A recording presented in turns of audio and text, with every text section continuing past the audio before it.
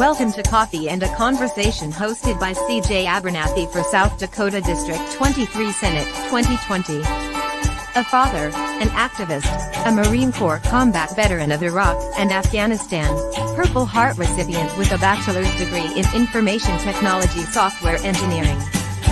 CJ is the executive producer for the Adam vs. the Man podcast with Adam Kokesh, and the CEO of Internet Warlords, the War for the Internet, as well as a former 2018 South Dakota Libertarian gubernatorial candidate, and a 2020 South Dakota delegate to the Libertarian National Convention. If you would like to join this broadcast, click the link in the description. Coffee and a Conversation starts now. Have a great day or don't. The choice is always yours.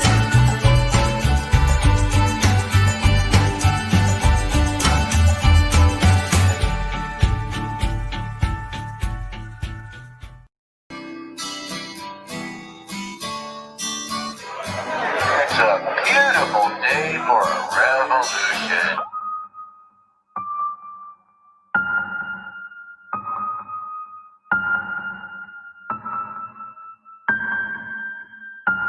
And once again, I don't define victory by the number of votes. I've already won.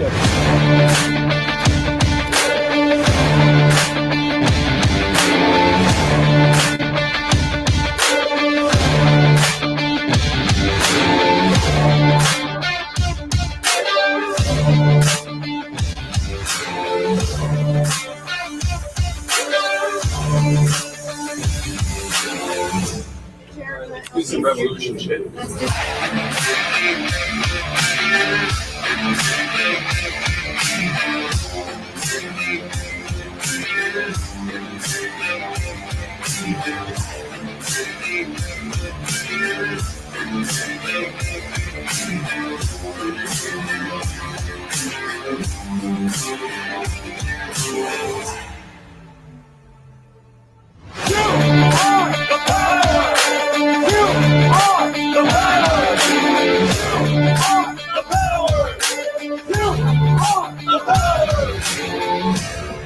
I'm not going anywhere, folks. This is just the beginning.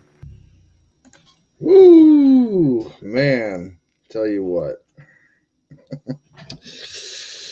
Oh, can you feel it? It's election day 2020. It's upon us. It is here. This is the day. This is the day. The Civil War starts. Am I in that universe? Am I? I might be. Who knows? I don't know. But what's up, everybody? It's your boy CJ, the Internet Warlord, coming to you live and loud from the great state of Meth Dakota. You know Meth Dakota. It's the state just south of North Dakota, the state just north of Nebraska, the state formerly known as South Dakota, until the Queen of Meth herself, Governor Kristi Noem, declared by proclamation that we are all on meth, and the world has never been the same since. Oh, welcome. Use the comments. Feel free to use your booger pickers and your butt plugs to type out your brain thoughts, and I will get to those here when I can. As in, good morning, Mercedes. I'm going to go vote and grab coffee, and then you'll be back. It's election day, bitches. Yes, it is election day. I did a thing. I went and voted. I did not vote for I did not vote for Republicans or Democrats. I voted for Libertarians and only Libertarians. I just X'd out, put no vote for the other seats. I don't consent. You know, I just my form of saying, hey, I didn't consent to your form of stupid. You got to be an informed voter and know what that vote actually represents. But it was great to. It was great. Send me the link on the thing to StreamYard, to this and Telegram. Okay, I guess.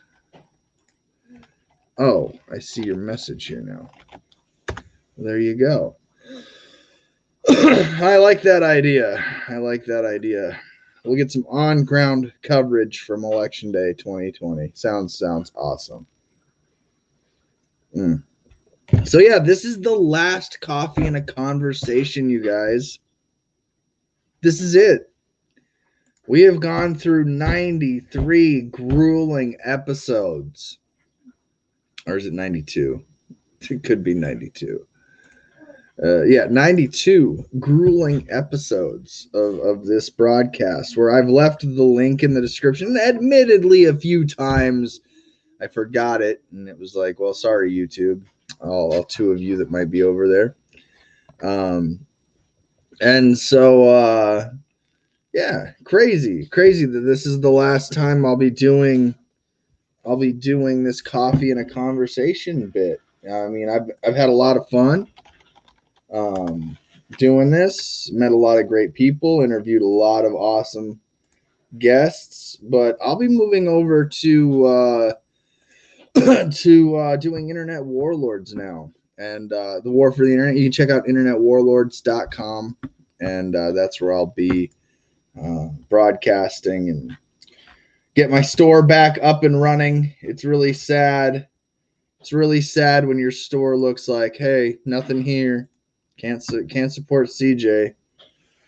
So I don't know. We'll get that up and running here soon enough.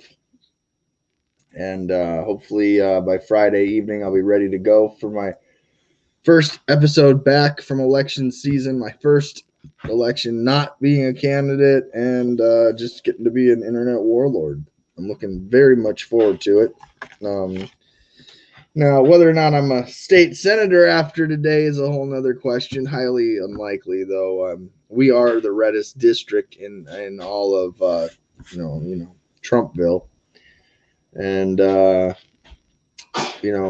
looked at the numbers from last election. There's about 10,000 voters, so only 4,000 came out for the primary, and so it's really crazy that that's how many people control the laws and who gets to represent the people, I guess. And again, I say that lightly. So, real quick for election chaos, I put out the what I thought my prediction for the 2020 election was going to be. Let's just go ahead and show you what I think is going to happen. I think we're going to have a tie in the Electoral College.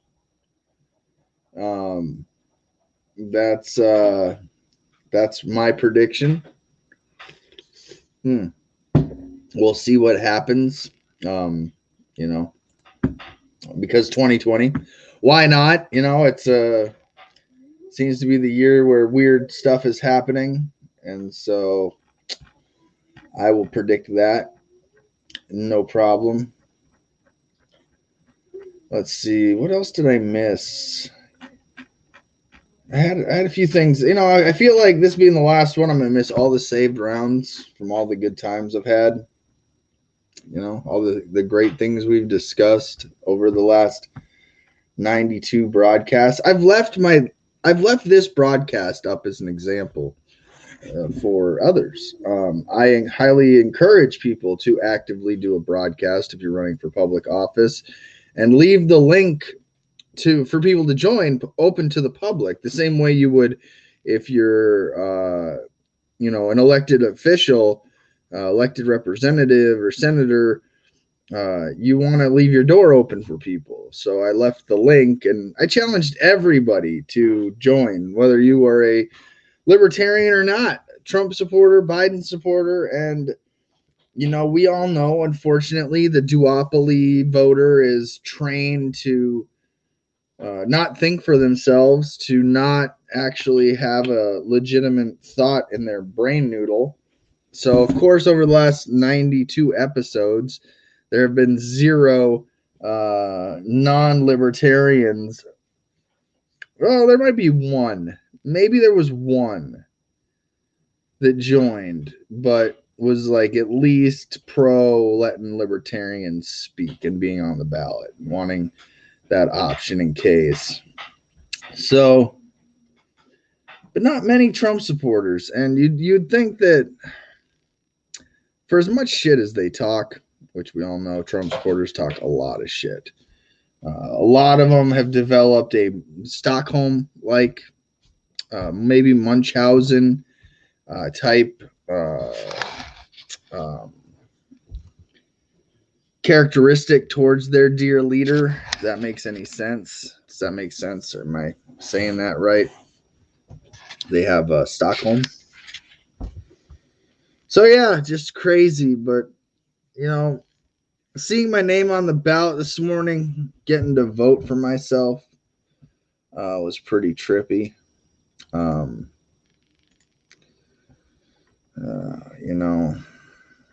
don't know. Just really weird. It's like, all right. Yeah. But I did take a picture of my ballot because I want record that I didn't consent to this government, I need that. I need that on the record. So, yeah, I voted for Joe Jorgensen, Spike Cohen, Uriah, Randy Llewellyn. I voted for Mr. Devin Saxon and, of course, myself. And then I made sure I put no vote, X'd out the names. They won't count those. And then, of course, get rid of a Supreme Court justice that was elected by put in by Governor Do Nothing. It sucks because now we've got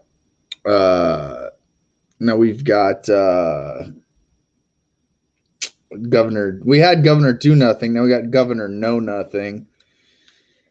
I dread what comes after. Does nothing, knows nothing. Who knows? We'll find out when we get there. But yeah, no, Trump supporters are the definition of Stockholm. They're the same with Biden supporters. It's just a different flavor of Stockholm. Still the same issue though. So it's unfortunate that we live in a world where people vote away their freedom and are too stupid to know that it's happening. I mean, when the used car salesman's like, yeah, this baby's got another 300,000 miles on it, and it's 1994 with missing part of the floorboard and barely get the thing turned on. I mean, people still buy it. People are stupid, and they will deny it. They'll hear me say this and think I'm the crazy one. But it's been really weird. It's been really weird. I honestly, I only did this just for the record. I only ran for public office because, as you can see on the ballot here, there's no options for state senator or representative. Now, I'm only one person, but you can see there's no other options for people to vote for. So in my running, it was just to give people a vote, a choice. I fully expect the Trumpophiles to vote in party line and bat their voting song together. Yeah, just really, and here's one of the biggest struggles for me. And this is the kind of for advice for other libertarian candidates, take it or leave it. But when you find out somebody you love and care about is a duopoly voter, the illness that I've been discussing that they have, for me, I've been saying the word retarded as if it's a negative connotation, but really I should be saying the word handicapped. You find out that they're mentally handicapped, and unfortunately, you have to treat them accordingly, and it sucks because you care about them and you didn't maybe realize they presented themselves as a normal functioning adult in society, but then you talk about their politics and you find out, oh, you can't think for yourself, you don't know really what the Constitution is, you're not really educated, you're more just fitting in with the herd type of person. So it's sad because you really do have to treat them as if they are mentally handicapped. And yeah, it sucks. Really sucks.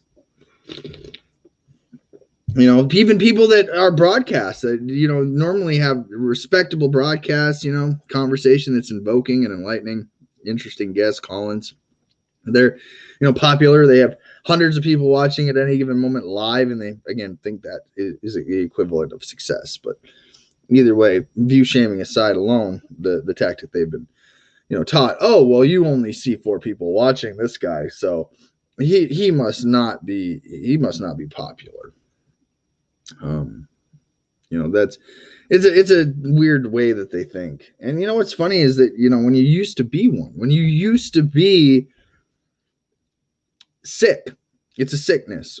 And, it's something that it's a mental sickness. You're so stupid that you're voting away your freedom and you don't realize that you're doing it. That's a sickness. And it's sad that a lot of the people that you thought were, like I said, highly functioning adults, successful in their own right, are actually mentally handicapped. And so treating people accordingly has been the biggest way for me to mentally handle the pressures of being a libertarian in a clearly one-party monopoly state, is remembering that the vast majority of people are not themselves. And so it makes it easier for me not to hate, because I don't want to hate anybody. I don't want to spend my time like, I hate people. Brr. Like, that doesn't accomplish anything. But pitying, just having that conscious awareness of their mental handicap really can go a long way in the conversation mentally that you have with yourself to get through the day. And good morning, Chris. If I were living in your district, I would have voted for you. Well, thank you. Except you see that Trump Pence shirt you're wearing? I don't know if that's necessarily true. We'll allow it for today because I like you, Chris. There was, and again, I know you have a mental handicap. Thanks for. Damn it, Chris, you didn't set me up well for that. There was a nonpartisan office position on the ballot for Durham County, North Carolina, for Soil and Water Conservancy Supervisor. There were 5 names on there which I knew none of, and of course, since I was nonpartisan, I ended up writing my fiance in for that office. Yeah, that's crazy. But that's the beauty of write-ins too. That's your vote. Vote for whoever you're gonna vote for. Chris, like I said, I go on a long rant about how Trump supporters and Biden supporters are mentally ill, and you're like, here, look at my shirt. Like, okay, well, I guess the one thing 2020's done, it's removed the labels. Honestly, I think a lot of people need to look at some of the positives of COVID. The labels have been removed. If you wanted to use COVID as the excuse to do whatever you want to do, if you wanted to be a shitty person to somebody, shit, COVID was your excuse. I don't know. It's crazy though. I think we need to find the positives, the silver linings in all of this. There are crazy people right now driving in their cars with masks. Can you believe that? Can you believe that? They are right now in traffic thinking that their little cloth mask is going to prevent the spread of one of the least serious viruses in the history of the human species. I mean, it's chaos. It is chaos. Life is not normal. This is not normal, and people are weird. And I say this with love. I say this with love. I mean, honestly, I don't say this in a way that should be misconstrued in I don't care about people. There are people in their car wearing 2 friggin' masks. Yeah. One over their face and one over their soul. And yeah, it's sad. It's sad. At the end of the day, what can you do? There we go. All right. So, yeah, crazy. Got Mercedes. She's out doing her election preparation on her way to vote. She might be checking in earlier, or checking in later. And hopefully we can catch up with her and see what's up with that. Let's see. Good luck, CJ. What percentage is Joe going to get? I hope for 10.9% at the minimum, if not 100%, because really she's the only choice for freedom in this country. I'm a statist. Hate is the way of the future. I don't know. Mr. Ingram, good morning. Did you see the Wisconsin Democrats had a live stream of reading of Rocky Horror Picture Show with some of the original cast and other famous libtards?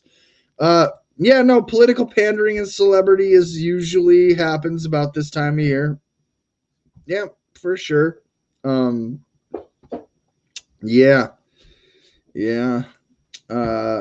Mr. Statist voted for like 12 times after I voted for you like 12 times after George Soros got those 300 extra ballots to me.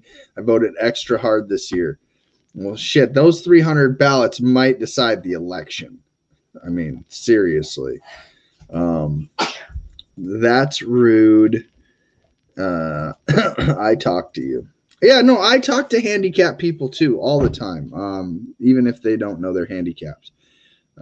It's unfortunate. It's, again, I cannot say this enough. It's with love. It's with love. It's with love. They brought out poor Tim Curry. It was really bad with his stroke. Oh, well, the thing is that, again, Democrats going to do Democrat things and Republicans are going to do Republican things, and it's never going to make sense to myself. It might barely make sense to others. Who knows? But yeah, crazy. So, I wanted to walk down memory lane here with you guys, where it all started and how we got here. I'll never forget convention. It was a crazy time back when my beard was just a little bit shorter than it is today. Not too much shorter. Do you guys remember when I did this? You guys remember this one? Hold on. Let me see if I can actually get it.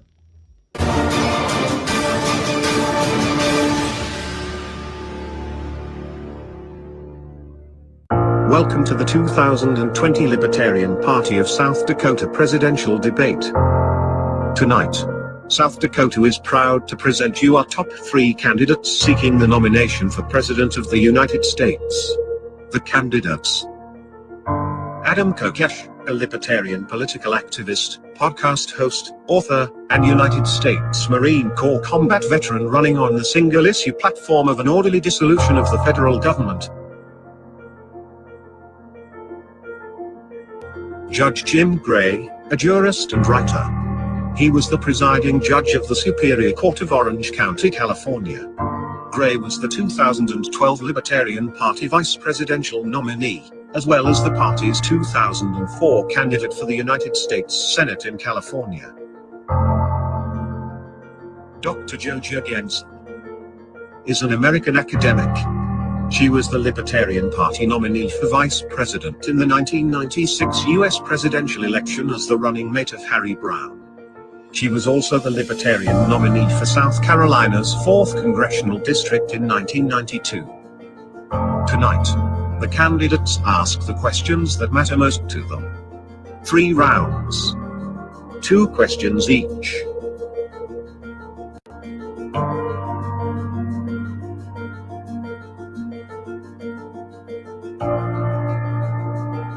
Are you ready? The 2020 Libertarian Party of South Dakota presidential debate begins now. Yeah, I remember making that. That was a fun little project for me to do. And you see my name got there, like, woohoo! All these awesome libertarians, are, all their credentials, and then at the end there's just a little tiny CJ Abernathy at the end there. And so that's one of my proud moments of of 2020 was getting to actually moderate this debate between, three libertarians that were doing great work, and I can't take anything from them. That was on May 17th that we did that, and I put that together with the permission of the Libertarian Party of South Dakota, and yeah, I got. And then I had this weird moment, but I still appreciate it nonetheless with the three that I wanted to share with you guys today. This is something I'll never forget. It's just, but yeah, we had some technical difficulties during that debate, and they graciously helped me get through it, and were so kind. And then right when we cut off, it was an interesting part. So hope you enjoy this little giggle here. Judge, your question. Should I ask the same question I just did? Yes, when sir. We We were not live for the party. All right, so we erased that last question, and I'll ask it again. Joe, I know you agree with this, but down ballot candidates are fundamentally important for political parties, and I try to do everything I can, so does Larry Sharp, to support down ballot candidates. And I know you do as well. So would you join me in endorsing the candidacy for a man named C.J. Abernathy, who happens to be running for governor of South Dakota? Absolutely, I would. I'll endorse him right here on the spot. And thank you for opening up that question, because down ballot access, down ballot candidates are very important.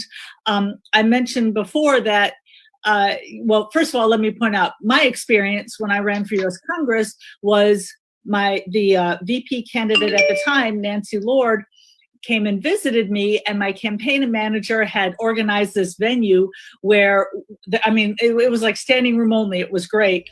And we were actually crowd surfed. Both of us were actually passed around the crowd. It was so much fun.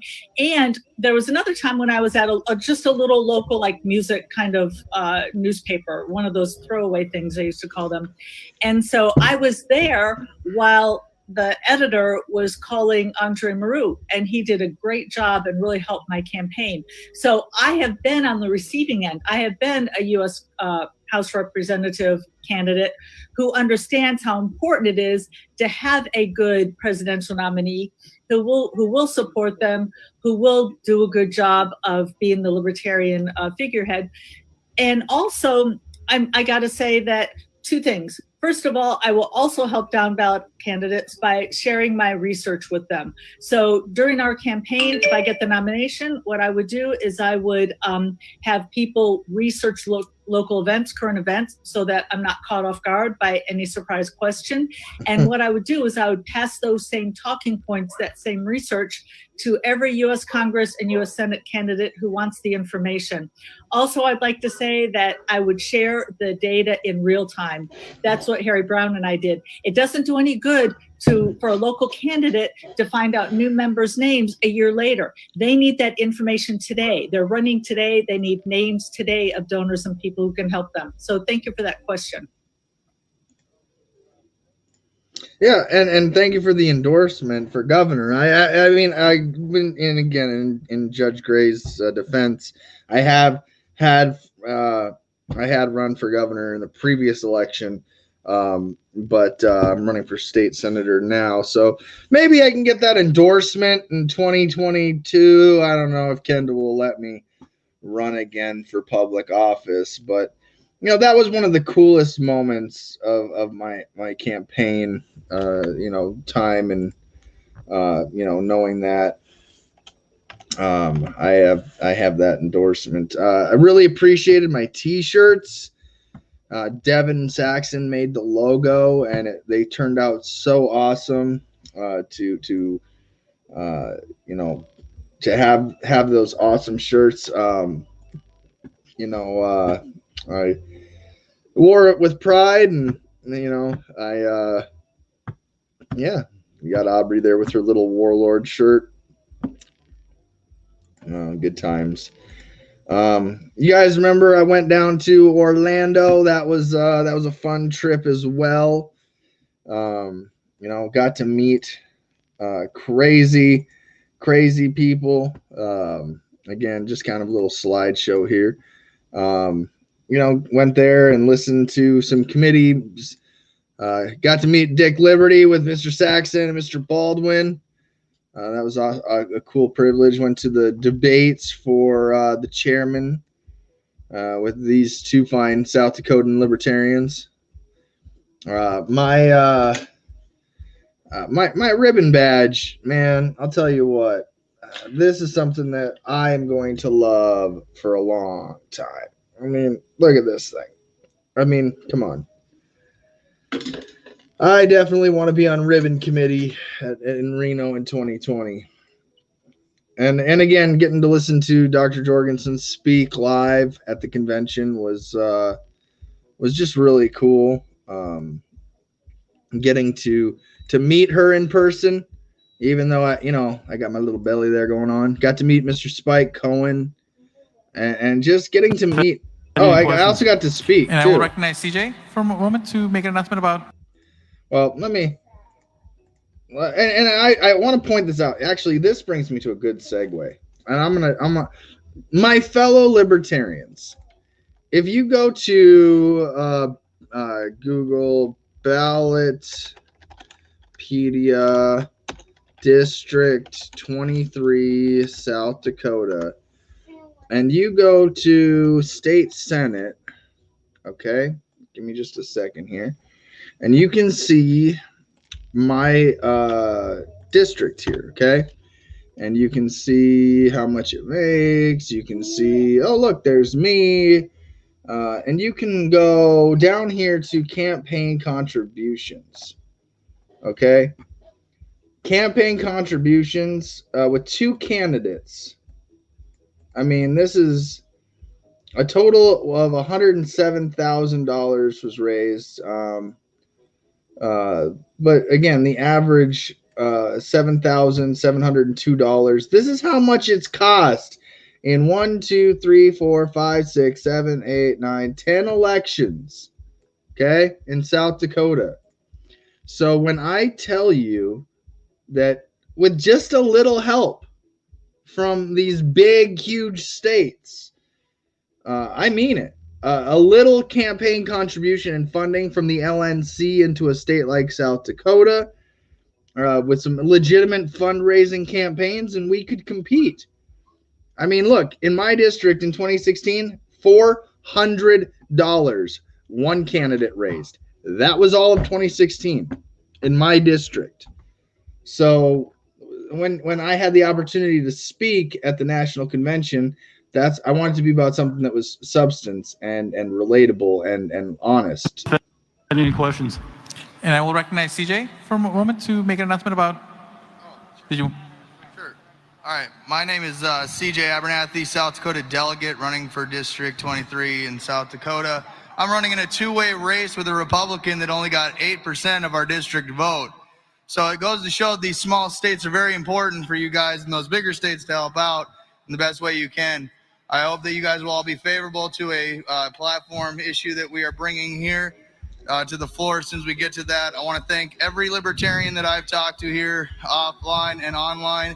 You guys have made it very incredible to be here, and I'm proud to be a libertarian. Thank you. Proud. I love Alex's face. This man, at first you're like, oh, God, don't screw this up. But Alex did a great job. And what can you take from the guy? I mean, I didn't have to chair a convention, so crazy. Great production value. Thanks, Chris. I enjoyed making that. I'm here. What did I miss? You missed me just ranting about how Trump supporters are mentally ill, and it's a sickness. It's a sickness. But you know what? I'm thinking about this here, and I'd like to say she gets at least 15, but again, it's all rigged, folks. It's all rigged. It's all rigged. I can't wait for the election to be over. Every commercial on the radio is a paid election ad, and they are full of bull. Yeah, I hear you. Is one of the ribbons Facebook jail parolee? Yeah, been there a few times. I'm going to state it's the Senate race here between Mark Kelly and Martha McSally. They've spent hundreds of millions on their races. for a job that pays $210,000 a year, and that's the problem in politics. But as I showed you guys, that all that millions of dollars they raised, if you injected that into a campaign like mine, and I could advertise to all the district and get my name out there, and had an actual voting pool, a donation pool that can go to be buying the ads and that, I would stand a chance in my district. And not only that, all the libertarians running in our state would stand a chance if we had actually people that invested in our party. Because, again, you just can't go back to these numbers and go, how do you get how do you get electors? Well, you get it by, winning races. How do you win races? You raise at least what the average amount is. So, yeah, I meant it when I said it. These bigger states that want to win races, it can help out these smaller states, and especially the LNC. They need to recognize the winning strategy. And I don't want to go into this as the Frontier Project, but to be honest, I'm going to say this right now. The Frontier Project has done zero for my campaign. So when you all talk about the Frontier Project, they've never even reached out to me. So, yeah, definitely not worth my time investing in. But yeah, still proud moment going to the convention. Like I said, got to meet incredible people that I wish I could go back. I wish I had an extra minute with Spike here. Great guy. I got to hang out with Cash Jackson and Larry Sharp at the same time. At the same time. You know how many people you get that experience? Not very many. Not very many. Yes, even Nicholas J. Sarwark and myself are actually. Oh, in fact, you know what? Look at this. I'll do this live. He's asked to tag this photo of him in it. So yes, Nick, I will do that for you in honor of this weird 2020 year and everything being upside down and right side up. And again, Alex, just a great guy. Can't wait to see him again. The guy does not crack under pressure. He can hold his own. Got to again meet Josh Smith. I mean, John Phillips is probably the only guy that had a ribbon stack bigger than mine, and that's all I'm going to say about that. Again, just got to meet cool people, and it to me, it's like, yeah, this is what it's about. Freedom Feast was a blast. Even made the news. In Gettysburg to voice their opinions on whether or not the Confederate flag has a place on the city's police department logo. Cooper Seamer has the story. Both those for and against the removal of the Confederate battle flag on the Gettysburg police emblem gathered in City Park. For those against the removal of the flag, many wanted the community to make the ultimate call in a special vote. A petition was circulated for residents of Gettysburg to sign in order to add a vote on whether the city should keep the flag or not. CJ Abernathy says that while he's not a supporter of the flag, he is a supporter of the petition to call for a citywide vote, and says that many are in support of both flags. Decision on this side or that side, pro-flag, anti-flag. Check out that Jorgensen hat. It's not a matter of what they're voting about. Check out that L next to the name. To begin with. So the group here is organized, yes, in support of both the battle flag that you see. All right, so that's where I'm going to pause it, because both the battle flag you see for the Confederacy and the war flag of the United States. So when fake news media here cuts my sentence, he's okay calling the Confederate flag a battle flag. But when I identify the war flag of the United States of America, oh, we got to censor that. We got to chop that up. So, yeah, fake news. Dakota News Now, KSFY. Fake news, bar none. Yeah, I remember bringing my gun to this Black Lives Matter protest. This lady that says hate is hate really hates me. It's weird because it's just irony that she hates me. I mean, she fucking hates me. I mean, it is that. I mean, she was like, "You brought a gun to a protest, CJ," and then she proceeds to pull out her fanny pack and be like, "Mine's concealed in here." Like, who the fuck are you, lady? Honestly. But I remember you. Don't worry, I remember you, and that's what matters. So, again, just a good time. We just ultimately had fun. When I went to the Freedom Feast, I won the signature sheet that was created with everybody's signatures on it, and I'm pretty proud of this thing right here. It's got everybody's name on it that you saw there. You can just see it for yourself. Just bask in its glory. This is like the Declaration of Independence in my mind, because these are the people that are willing to do the things that cowards aren't. And I cherish that. Of course, I had corn harvesting season during the election season, so it was good times out there talking politics out there in the cornfields. You don't get an experience like that very often, like I said, a lot of people don't know how to do this job.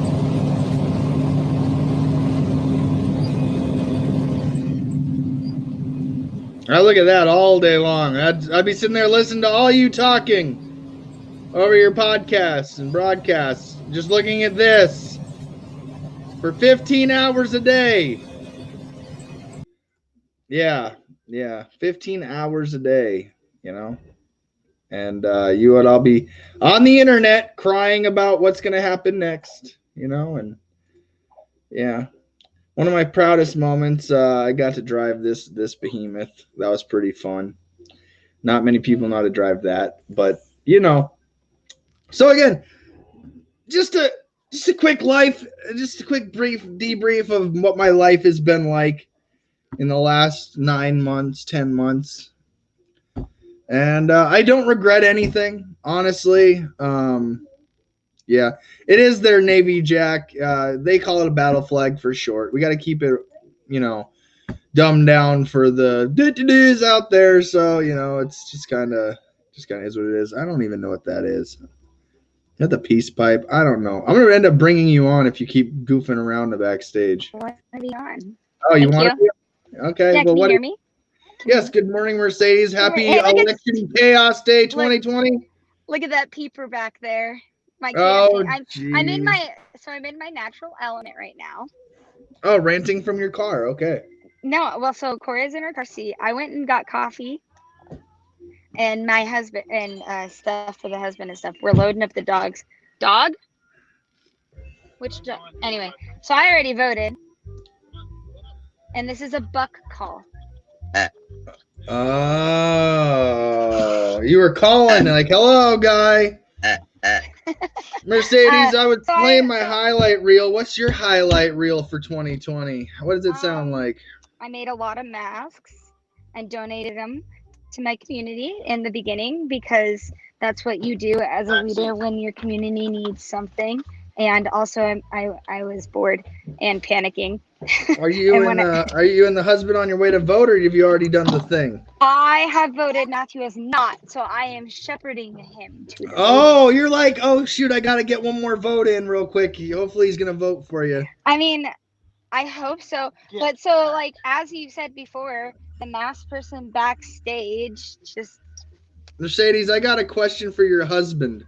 Oh God, Matthew, CJ has a question for you. Is he endorsing your candidacy and voting for you? Oh, are you endorsing my candidacy and voting for me? Yes. As my treasurer. Yes, I'm voting for my wife. What's wrong with that? No, I just like. Yes. My husband supports me, because the first rule of being a candidate is if you think you can be a candidate, because finding good candidates is not hard, but is hard. But most good candidates don't want to be a candidate. So the first question you ask yourself as a candidate is, will my friends and family support me? And I mean, honestly, you can't get the vote of the person you're procreating with. I mean, that's maybe probably you should rethink what you're doing in your life.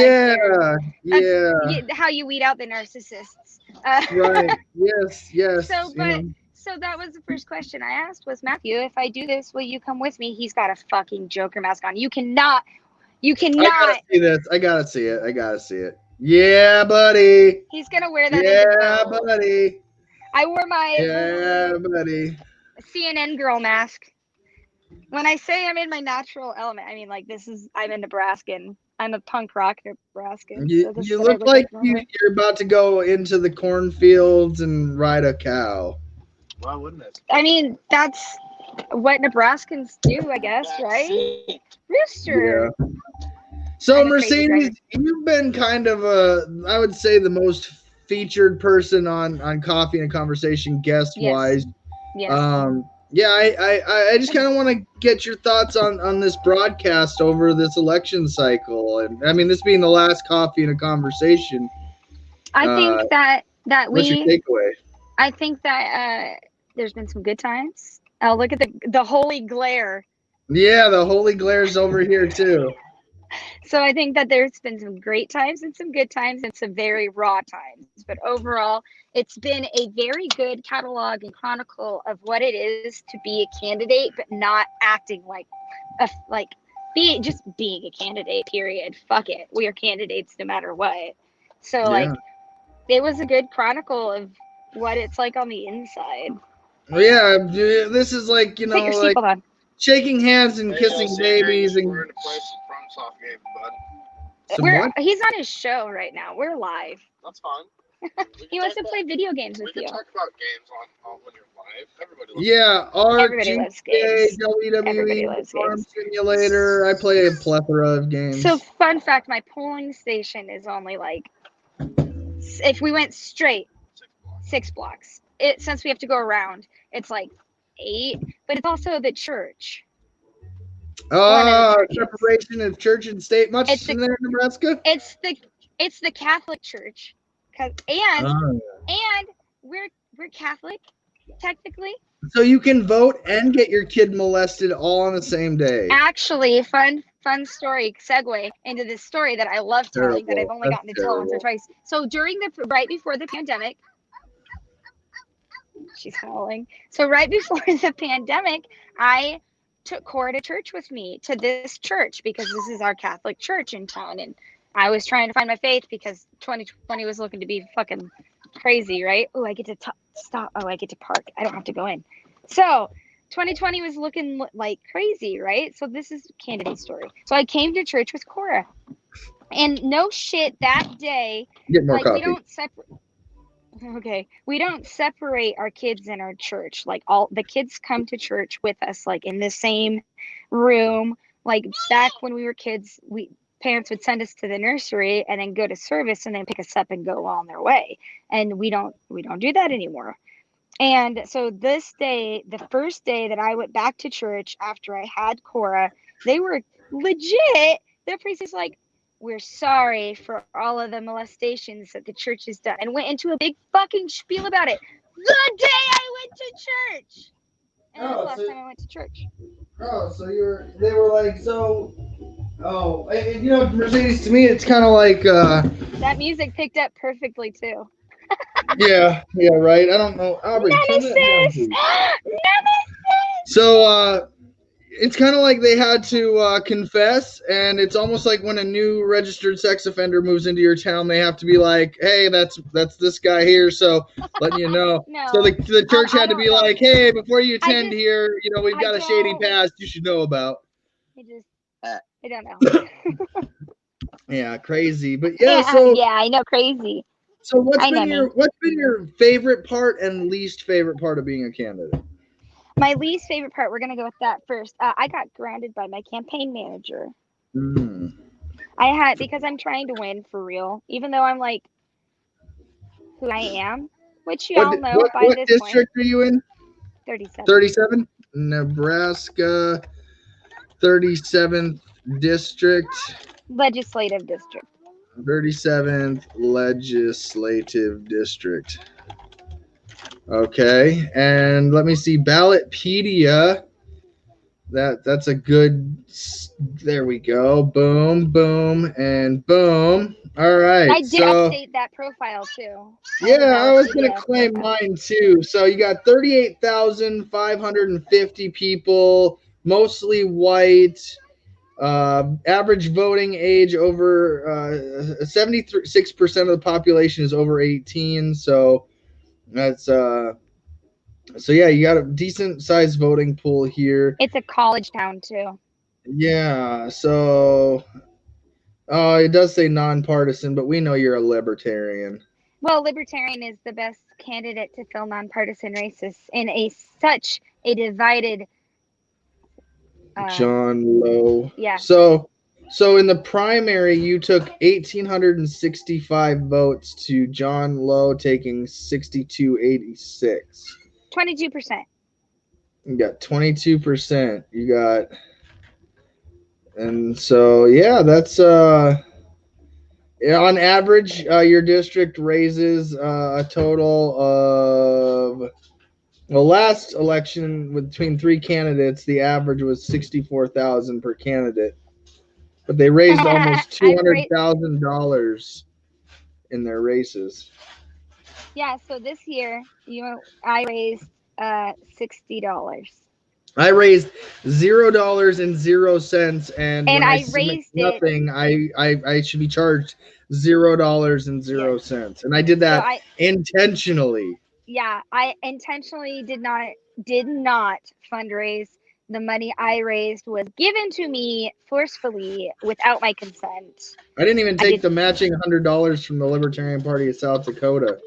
But I did take the money and use it for gas to go to the rally. Well, I mean, I guess when you're making the excuse to go see Mama Joe, there's a big difference, right? I mean, that's just a fact. So I mean, if you're gonna give me money and then I guess I'm gonna use it for my campaign to do political things, I don't have an excuse not to go. If I don't have an excuse not to go, right? Yeah, right. Yeah, right. Showing up and being active. Yeah, like being an active and engaged voting member and of your community. So yes. So my favorite thing to say is okay. So yeah. Least favorite thing, I got grounded. Fuck.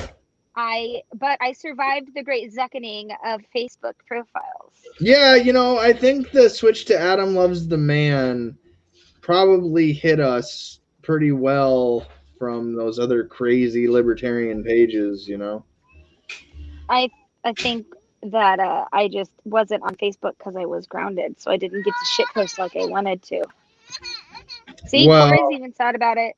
Well, maybe that's for the better though, right?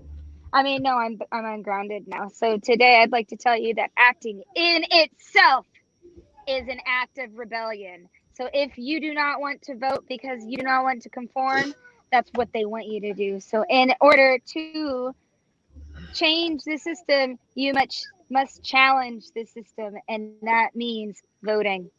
Thank you. This has been Thanks for coming to her TED Talk. Voting is an act of rebellion. I did not vote twice. I just got 2 stickers. I have one, and then Matthew. Oh, I put mine upside down. Yeah, it makes sense. Yours upside down. I got 2. The world's bonkers. Last time I drove Matthew to the poll was the primary, and there were 5 different ballots for our primary. So if you look at the voting statistics, there were almost 2,000 people that didn't even vote in my race for the primary. Anyway. Okay, that's a lot of different stories. Well, Mercedes, I do appreciate you coming on Coffee and a Conversation and being that Nebraskan libertarian and basically taking over my show anytime you wanted. I mean, thanks for letting me. It's free airtime for you. It was a great run, CJ. We did excellent conversations in the mornings that we should be proud of, and got through this crazy. I would say all of them. Well, also, I didn't say when I was walking into the polling place, there was a very angry man coming out of the polling station. I mean, like aggressively angry. Yeah, I saw like a lot of the people that I know this morning. I mean, I'm hoping a few of them voted for me. I think maybe some of them didn't, but you never know. Yeah. So I know I got one vote today. I did see that. I saw something here. Where's it at? So did Nemesis. Please Yeah. don't joke. Hold on. Where was it at? Mike the wants. girl? Can I vote for super cutest doggos? Yes, you can. So Spike is actually this dog's godfather. Godfather. Yeah. Yeah, because I took her when I met Spike IRL because he and I are Team Supreme homies for life. And Nemi was a puppy, like 8 weeks or something, and Spike had just lost his dog Axel and met Nemi and fell in love and tried to kidnap her. You say Team Supreme, and that's one of my biggest regrets out of all 2020 is that, not getting to interact with Vermin Supreme or interview him. He's a libertarian legend in my mind. There is a libertarian Zoom tonight that Team Supreme is Yes, hosting. I know, and it's right after our Libertarian Party of South Dakota party ends here. I know. So I know. on my drive I'm going back, to yours. I could drive back. Visually. I could drive back and listen in and hang out. Oh, we go all night. We go all night though, CJ. Oh, yay. Well, I'll be driving back 2.5 hours after tonight's election party. Oh, So. you will have child of mine. What? Did you drop I your just juicy? need a What's link, going so. on? Oh, no. Well, Mercedes, best of luck to you. Thanks. Good luck in your And, race. I hope you win. All right, but this is the last coffee and a conversation, so I'm going to leave you with the floor. Oh, thank you everyone for putting up with me for the last election cycle. Thank you for all of your trolling and support. And most of all, thank you for loving liberty and justice for all so we can make a better world for everybody. Later, Mercedes. We'll see you Bye. next time. All right, so she's taking her husband to go vote, and I'm going to continue this train wreck known as Coffee and a Conversation. But again, I appreciate Mercedes, and it's been really awesome getting to have another voice on this broadcast that's not just me, and I'm glad she stepped up to the plate. So Mike says, when the election is over, CJ should just continue streaming so we can just talk about dogs. I don't know. Internet Warlords is coming back. Have a good day or don't, folks. Hey, we're not closing this up yet, G. We're not closing this up. Man, what kind of hand cannon revolver is Mercy carrying? I'm pretty sure that was a duck call. All right. So, all right. Before we go, there's some wrapped up election news that I want to cover.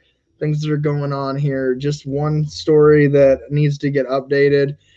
The South Dakota Attorney General, state of South Dakota, A.G. Ravsborn, however you say his damn last name, distracted and deadly crash. So it's being released now that he was distracted driving at the minimum. Which is going to lead this, if it's down any semblance of equal justice under the law, it's vehicular homicide. So we're getting a better but still incomplete picture of the deadly crash involving South Dakota Attorney General Jason Ravsborg, who hit and killed Joe Bover in September. State officials released the crash report on Monday. It was yesterday. There are a few remaining things that still need to be done, said the Queen of Meth. Much of the investigation is complete. The 7-page crash report includes a diagram of the deadly collision. The report says the shoulder of the road with a light. So he had a flashlight on the shoulder of the road. And if we remember correctly, Jason, the AG, said that he hit him in the middle of the road. This is a vehicular homicide / murder cover-up at this point.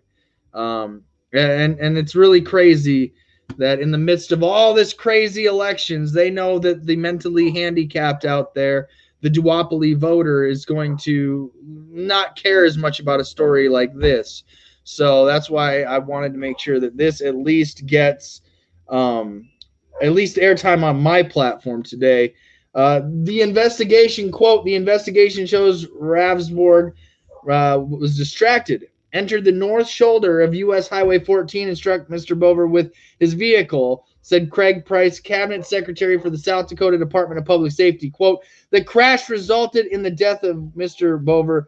The types of distractions are still under investigation, and I will not be able to provide further details on those at this time. Now, I want the big point to be, if it had been you or if it had been me, we wouldn't be sitting in our own home. We wouldn't have been given the keys to the sheriff's vehicle. We wouldn't have been given this privilege that the Attorney General had. We wouldn't have been given a blood test 15 hours after the incident, where blood tests are only good for after 12. And coincidentally, they didn't do any other tests that would determine if he had any alcohol in his system at the time, to a point where it's even usable now. So another part of the cover-up that we also need to remember. And really, the Queen of Meth needs to know that there are going to be people that are going to remember this story and not let them get away with the crimes that they're committing. So saying you hit a deer and broadcasting and knowing that the 911 call is going to go out, knowing that you were off the road, you lie and say that you they were in the middle of the road and you thought it was a deer. No, I don't believe any of this. And this is why it's the importance of equal justice under the law and due process, and treating him no differently than we would be treated, because we would have already been to a trial at this point. A jury would be hearing these things, not the public. And what they're trying to do is they're trying to do an exoneration by diluting the jury pool with so much misinformation, not taking it to any form of criminal trial, and then he can claim he's not going to get a fair trial. It's crazy. So Price said he was Rasborg was alone in the car. The state has released a photo from the 3 days after the crash. Quote, we're still waiting on the final autopsy report from Ramsey County Coroner's Office, and we are also waiting for toxicology report. We're still waiting for some of the reports on the final investigative things that are being taken place, such as forensic examinations. Noam held back on assessing the deadly crash because she doesn't want to take any stance on this, because obviously liability. Quote, this comes as a direct quote from the Queen of Meth. Although much of what we have completed now has been turned over to the state's attorney, when those final details come in, she will be making those decisions with her team on what charges would be appropriate or not. So that's your update as of yesterday. If you're paying attention to the vehicular homicide murder cover-up for the Attorney General here in South Dakota. He was invited to this broadcast, believe it or not. I sent a link out to the Queen of Meth, her office. I also sent out this link to Jason's contacts where he can be reached. Of course, none of them are there. Of course, comment Jim Freedom is joining me backstage now, fucking with my comments. Government has investigated ourselves and found no wrongdoing. Yes, that's what's going to happen. I've already got the rest of the comments caught up there, Jim. Thanks. You know what? Now that you're in my backstage, good morning, Jim. Good morning. How's it going? Is it that time to start the show or what? Are you just coming on to fuck with my last coffee and a conversation? Usually about this time, Adam vs. the Man is already in the studio, so I didn't know what was happening. But I didn't see a link in the Producers Club, so that's because it's not 10 o'clock yet, Jim. Sometimes it's between 10 and 10:30, my time. 10 and 10:30 your time. And that's 8 to 8:30, or is it now 9 to 9:30 your time? You're only an hour. Yeah. We got 10 minutes. Yeah. You guys changed your clocks, and we don't. Oh, so you're an hour closer to me now. Yeah. That's weird. We need to stop time zones bullshit. That's some dumb shit, man. So what do you guys are the dumb ones. So Jim, I don't know. Have you heard about this Attorney General story that I was just talking about here? I've just heard bits from listening to you talk about it. That's pretty crazy. Do you think that the person got home and did that picture saying they thought they hit a deer as a cover up? No, he called while he was still out there, and that dude was just laying there dead. And he called the sheriff's department or highway patrol or 911 or whatever and said he thought he hit a deer in the middle of the road. Turns out the dude was definitely not in the middle of the road. This is the picture of his car, okay? And you tell me that you think you hit a deer when the motherfucker windshield is basically blown out. Like a person did this damage. Like seriously. Yeah, you would have had to have been going really fast. Well, and the expert even said, Jim, that there is no way that even at 100 miles an hour, unless he was distracted, that he couldn't tell the difference between a deer and a person, even at 100 miles an hour. But here's what this isn't to scale, but this is what they released for where they found the body and what they're saying. So he, in the 911 call, claimed that he was hit in the middle of the road, but the body and all of the evidence shows that he was actually closer to even being on the outer edge of what you would call the shoulder. And he had a flashlight with him that was on. Yeah, well, a guy was obviously drunk, right? The driver. Well, that's the thing. He was at a bar for 5 hours prior to this event, and the alcohol test they gave him was 15 hours after the incident, and blood tests are only good for 12 hours. So even if he had 2 or 3 drinks and people are just lying for him, or he's lying himself, there's no way of knowing if he had alcohol unless somebody's going to come out and say, no, I saw him drinking. There's zero chance. They successfully got away with covering up that. Yeah, I guess there would be no way to prove if he was drunk, but logically speaking, that would explain him, not even fucking knowing what he hit. Yeah. So here, listen to this real quick. This is what his call was. This was his call to 911. Hi. Can you hear me? Yeah. Hello. 911, this is Allie. How can I help you? Allie, Allie, I'm the Attorney General, and I don't know, I hit something. You hit something? By Highmore, and it was in the middle of the road. Okay. Now that's the tell right there. Let me get you a map. It was in the middle of the road. Now, again, the detail report says that, no, the Attorney General was way off the road and the other man was in the shoulder with a flashlight. So he literally lied in the 911 call. He's an attorney, Jim. Don't you think he's a professional liar? Yeah, obviously. Yeah, so he knew he needed he needed to get himself out of this, like straight up. He knew he was off the road. He knew he didn't hit a deer. And again, it's really sad that he's gonna get away with it. I mean, if you had hit somebody or I had hit somebody, Jim, we wouldn't have been the sheriff's deputy gave the Attorney General his vehicle, the deputy's cruiser to go home. Yeah, it's retarded. If it were either one of us, we would be sitting in a jail cell until they figured it all out. We would be guilty until proven innocent, is what you're saying. Exactly. Yeah, we wouldn't have due process of law. We would, yeah, and that's crazy though. But yeah, so I had to get this story out there. I did not know you were gonna come fuck with me, Jim. So I figured out, hey, outside opinion, you're Jim motherfucking Freedom. So I value that, and at the end of the day, I'm going to continue to cover this one as it comes out. But Jim, Adam versus the man, I'm glad Adam's back. I'm glad that we don't have to deal with statist Adam anymore. Just that sound haunts me, from that just haunts my soul. And well, I know, but I think it's going to be in a lot of our nightmares for a while. And yeah, I don't know. I think it's probably one of the funniest things that people have done in a while, though, as far as a concept parody broadcast goes. Yeah, it was good. It was good. I still can't wait to see Peter's causing an aneurysm by reading the Book of Freedom. Yeah, we need to see that. Somebody needs to send it to this guy so I can do my magic with it. Somebody said I was supposed to have gotten an email. Let me double check that. Yeah, double check that. But yeah, Jim, I'll wrap this up and then we'll head over to Adam versus the man backstage. And nothing there, huh? Yeah, I don't know.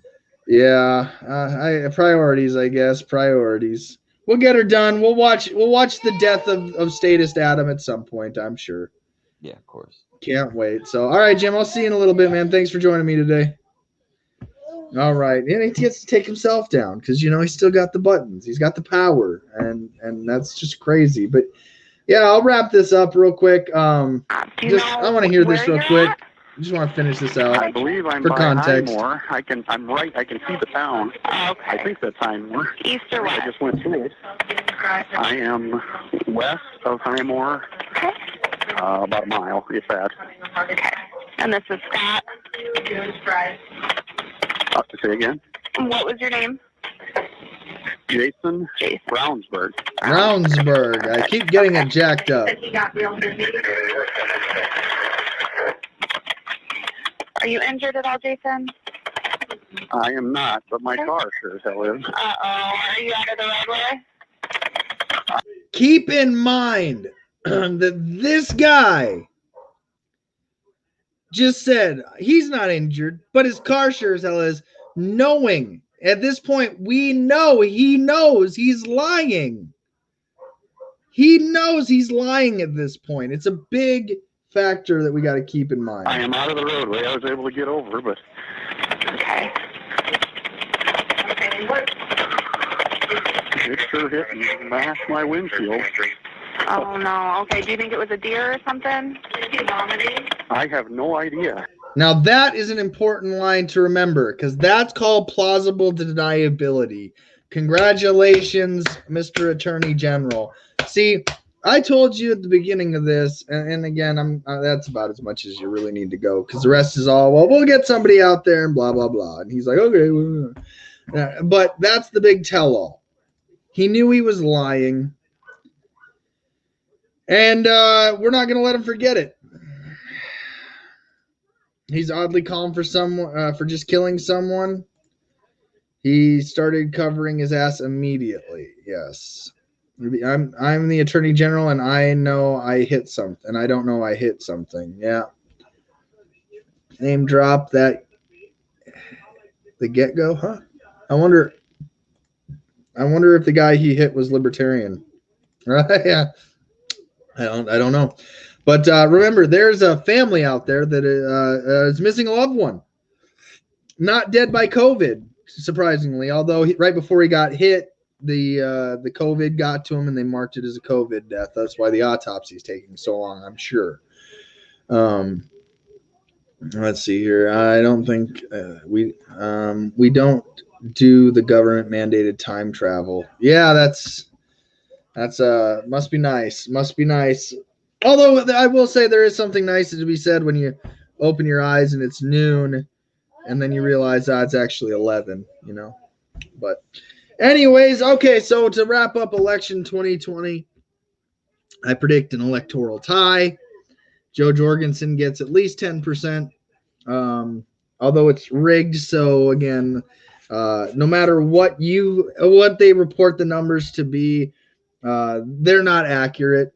And just like COVID, not accurate, rigged, really just done to continue to further divide the country down partisan lines. And just it's been fun. I would say it's been fun. For certain things, not so fun for others, but I'll take the good with the bad. And ultimately, I'm going to give this election 2020, at least for my personal race and perspective, a thumbs up. I enjoyed some of the lessons learned, the people met, the events gone to, the opportunities that have come out of this, the fact that I most likely wouldn't even be the producer of Adam versus the Man if it wasn't for the path that I've been on this year. So I'm really grateful for that opportunity. I'm grateful for Jim, Mercedes, Matt, the entire Producers Club has been just awesome. And Adam for the opportunity. This is the last coffee and a conversation for this year. I look forward to gaining my mornings back, although missing some friends in the morning. And I will be doing nightly broadcasts for Internet Warlords, the war for the internet. So as coffee and a conversation is now over, I will move over to Internet Warlords, the war for the internet, because there really is a war for the internet. Whether or not you are on the right side of history or not is irrelevant to me, because there is collateral damage in war. Choose a side, pick it well.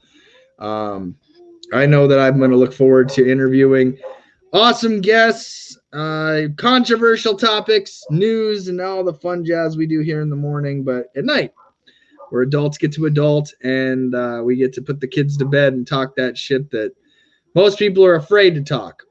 And but we're not here at Internet Warlords. So with that being said, I am CJ Abernathy. I hope that if I am elected, I will represent you well. If this rigged system turns out to be what it is, so be it.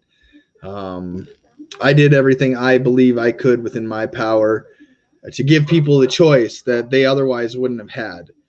And as always, the choice is always yours. Have a good day or don't. We'll see you guys on Friday for Internet Warlords, the war for the internet. We have before us the opportunity forward for ourselves and future generations. A new world order. A world where the rule of law and the law of the jungle governs the conduct of nations. A warlord is a leader able to exercise military, economic, and political control over a subnational territory within a sovereign state due to their ability to mobilize loyal armed forces. These armed forces, usually considered malicious, are loyal to the warlord rather than to the state regime. Warlords have existed throughout much of history, albeit in a variety of different capacities within the political, economic,